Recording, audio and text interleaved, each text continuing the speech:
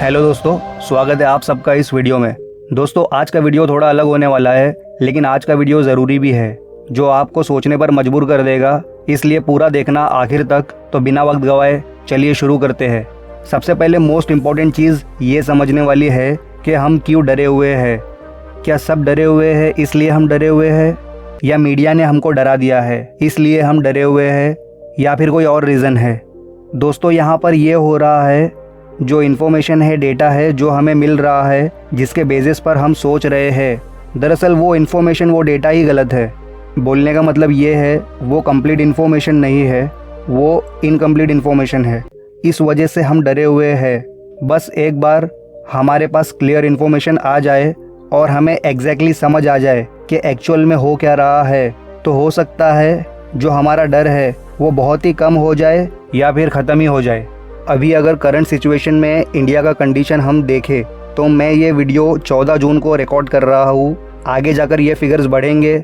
मैं exact figures नहीं बोलूँगा, बट नियर अबाउट इंडिया में 3,20,000 केसेस हो गए हैं और करीब 9,200 डेथ्स हो चुकी है और 55 लाख टेस्ट हो गए हैं। तो दोस्तों, ये जो टेस्ट है इसका सीधा कनेक्शन हमारे डर से है, ये समझना ज़रूरी है।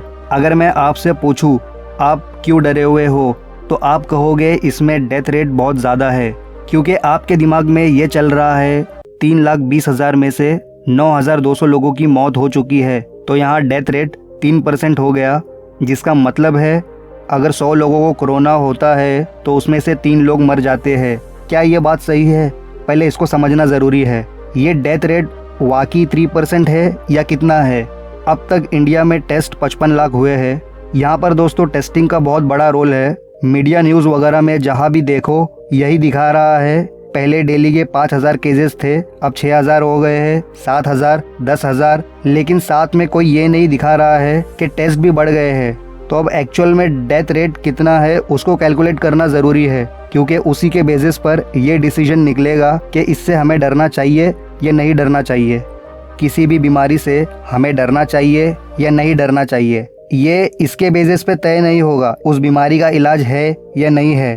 क्योंकि दोस्तों, वायरल डिजीजेस का तो इलाज ही नहीं है। जैसे HIV, सर्दी जुकाम ही ले लो, ये भी वायरल डिजीज़ है, इसका भी कोई इलाज नहीं है। तो क्या हम सर्दी जुकाम से डरते हैं? नहीं डरते, क्योंकि ज़्यादा लोग नहीं मरते। तो सबसे पहले डेथ रेट कैलकुलेट करते हैं एग्जैक्टली कितना है। अब तक इंडिया में 55 लाख टेस्ट हुए हैं, उसमें से 3,20,000 लोगों को कोरोना हुआ है, तो एवरेज आया 5.81%। 6% ही पकड़ लो। अगर इस एवरेज 6% के अकॉर्डिंग देखें, हमने 1 करोड़ टेस्ट कर लिए, तो फिगर होगा 6 लाख पॉजिटिव केसेस। 10 करोड़ में ये होगा 60 लाख। अगर समझो इंडिया के टोटल पॉपुलेशन का टेस्ट कर लिया 137 करोड़ लोगों का, तो फिगर करीब करीब 8 करोड़ कोरोना पॉजिटिव होगा। तो इसका मतलब ये हुआ कि आज की डेट में 8 करोड़ लोगों को कोरोना है या हो चुका है। और कोरोना में ये ज़रूरी नहीं है कि हर किसी पर कोरोना का सिम्टम दिखेगा। 80% से ज़्यादा केसेस में कोरोना के सिम्टम्स नहीं दिखाई देते हैं, मतलब उन लोगों में कोई सिम्टम्स नहीं आते।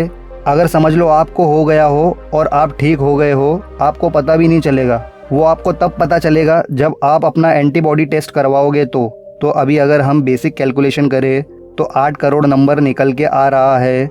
उसमें से डेथ कितनी हुई है? 9,200।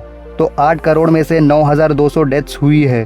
तो पहले हमें इस कैलकुलेशन को ठीक करना है। डेथ्स को अंडर रिपोर्ट करने का कोई तरीका नहीं है, बल्कि ओवर रिपोर्ट किया जा सकता है।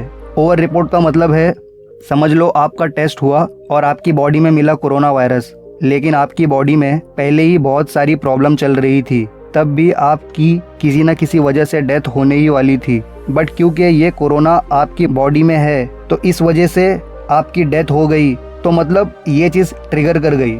तो ये जो 9,200 का नंबर है, ये इससे कम तो हो सकता है, लेकिन इससे इसके ज़्यादा होने के चांसेस बहुत कम है। चलो एक बार हम मान लेते हैं ये नंबर ना कम है ना ज़्यादा है, तो कितनी परसेंटेज निकल कर आएगी?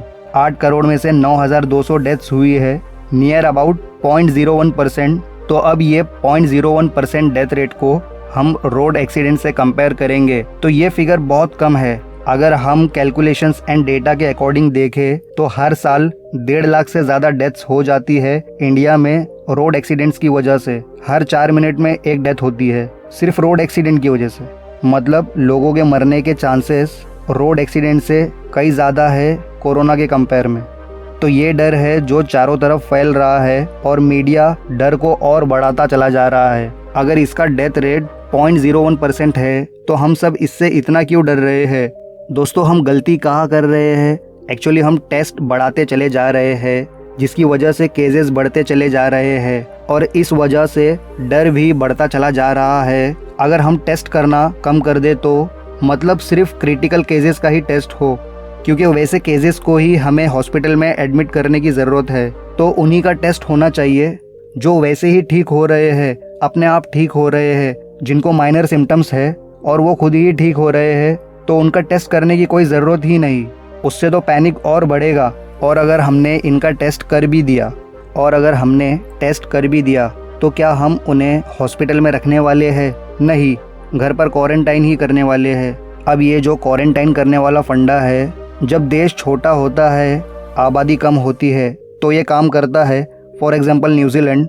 लेकिन बात जब बहुत घनी आबादी वाले देश की हो तो मुश्किल है। इस वक्त हमारे देश की पॉपुलेशन है 137 करोड़।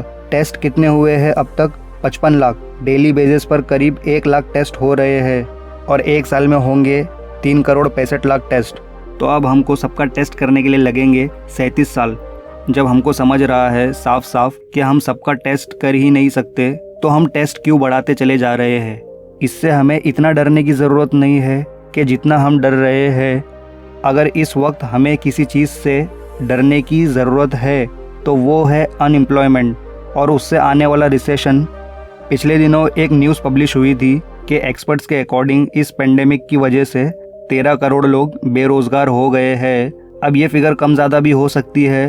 अगर मान लो कि 13 करोड़ लोग बेरोज़गार हो गए हैं, तो इकोनॉमिक पॉइंट ऑफ व्यू से इन लोगों की स्पेंडिंग पावर ही ख़त्म हो गई है। अब ये लोग अपने खर्चे बहुत लिमिट में करेंगे। अब जिस बंदे की नौकरी चली गई है, क्या वो बाज़ार में जाकर नए कपड़े खरीदेगा? घूमना फिरना तो छोड़ ही दो, ट्रैवल एंड टूरिज़्म पर बहुत इफ़ेक्ट पड़ेगा और ऐसी बहुत सी इंडस्ट्रीज़ है जो घाटे में आ जाएगी। दोस्तों, जब मार्केट में डिमांड ही कम हो जाएगी तो ये कंपनीज़ और मैन्युफैक्चरर्स को अपना प्रोडक्शन कम करना पड़ेगा। अब जितना प्रोडक्शन कम होगा, अनएम्प्लॉयमेंट उतना बढ़ेगा। फिर ये 13 करोड़ नंबर और इंक्रीज़ होगा। तो ये एक साइकिल की तरह काम करेगा और इस साइकिल को रिसेशन कहते हैं। अगर ये रिसेशन और डीप होता चला गया तो हमारे लिए प्रॉब्लम्स और बढ़ जाएगी। इस टॉपिक पर मैं पहले भी वीडियो बना चुका हूँ। अगर आप चाहो तो ऊपर आई बटन पर क्लिक करके उस वीडियो को देख सकते हो। तो अब इस वीडियो के पॉइंट पर आते हैं। दोस्तों, अगर धीरे धीरे इस लॉकडाउन को अनलॉक भी कर दे हम, तो क्या सारी एक्टिविटीज़ पहले जैसी जल्द ही शुरू हो जाएगी? क्योंकि बड़े शहरों में काम रुके हुए हैं, क्योंकि उधर लेबर फोर्स ही नहीं है। सभी अपने गांव जा चुके हैं। मैन्युफैक्चरिंग कंपनीज, कंस्ट्रक्शन कंपनीज के पास लेबर्स ही नहीं है। तो मुद्दा ये है कि वो लोग वापस कैसे आएंगे? अब अगर मीडिया में हर रोज़ ये दिखेगा कि केसेस बढ़ रहे हैं, तो क्या वापस आएंगे वो लोग? मुश्किल है वापस आना। एक्चुअल में मीडिया में जब ये दिखेगा कि प्रॉब्लम सॉल्व हो रही है, तो लोगों के अंदर का डर निकलेगा और लोग वापस आएंगे।